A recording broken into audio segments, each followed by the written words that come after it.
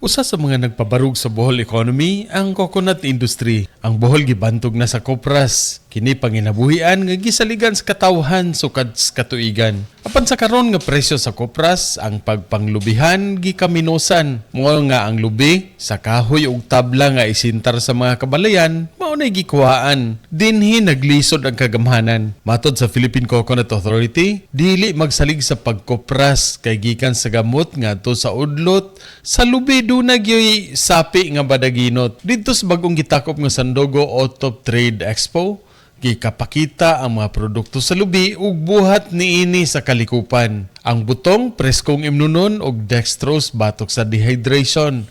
Ang unod utanon, lamuon, bukayoon ug usahay bisag unsahon magkabusog basta makugihon. Ang sino kun usapon karaang shampoo. Kung kudkuron tuno sa pagkaon ug kun lanahon may ikabiko ka na ug ikaprito. Kung pasubrahan may lunok ka na, may virgin coconut oil ka pa, haplas, tambal ug hiso. Ang bagol sudlanan dayan-dayan ug himuonon nga bag, pulseras ug kwentas sa kababaihan. Mahimong ulingon kay anti-radar coating sa mga fighter jets ang pulbos nga itumon. Ang bunot patambok sa yuta, ang lanot gihimong banig pangontra sa pagkalaka sa mga sapa ug suba.